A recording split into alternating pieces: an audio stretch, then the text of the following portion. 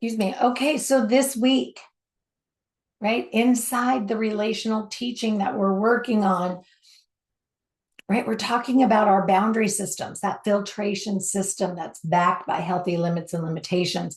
And I want to say something that's important here, okay?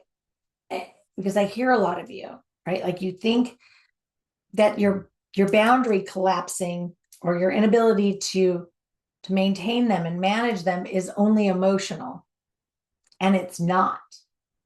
But it is emotional, sure, and it's conditioning, yes, and sometimes it's guilt, certainly, but it's also physiological. Because if your system is depleted, underfed, overstressed, inflamed, running with poor support, you're going to fold faster. You're going to second guess yourself faster. You're going to dive into over explaining faster. You're going to try to make everybody comfortable faster. And you're going to lose your own line faster. And that's not an excuse. It's just your data. It's your useful information. Right? This is where serotonin becomes truly relevant in this conversation. Okay. A lot of serotonin is produced in our gut. And while the conversation gets oversimplified online all the time, the real point is this: gut health, nutrient support, digestion, and stress all affect the environment you are asking your brain and nervous system to function inside. And if that system is strained, your steadiness is going to get real hard. And that part matters a lot for our boundary system, for our limits and limitations that are supposed to back them up. Right? A boundary is not just a sentence, it's a position. And if your body's already shaky, underfed, your blood sugar's dropping all the time, stress chemistry is high, your digestive system is under strain, right? Then staying in that position when another person is pushing back at you, it becomes pretty hard. Not impossible, but pretty hard.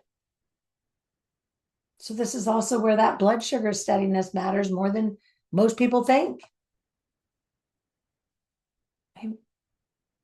People get emotionally fragile when they're underfed. They become more reactive. They get more urgent about everything. They become more likely to say yes because they just don't have the internal steadiness to stay with the discomfort of saying, I'm going to pass. No, thank you. They're more likely to over-explain everything because their system is looking for relief and it wants it quickly. So no, I'm not saying lunch fixes your people pleasing. I'm saying if you're trying to hold a clean line from inside of a system that's already running low, you're making the work harder than it needs to be. That's a practical piece. So this week, I want you guys thinking about just observing for and paying attention, right, to your meal timing, protein, steadier fuel, digestive stress, right? Take a look at how caffeine, undereating, long gaps between meals are affecting your emotional pacing. How often your boundaries collapsing happens when your system is already, right, thin, hungry, underfed. Because this isn't a little thing. The body's already in a less supported state. It gets a lot easier for guilt, panic, and old conditioning to take over. So if this week is about boundaries, limits, and limitations in our communication and interactions with other people, then psychonutrition question this week is, what support helps me stay in my own line with less collapse? That's where the nutrition piece becomes really real. I bet you notice a difference.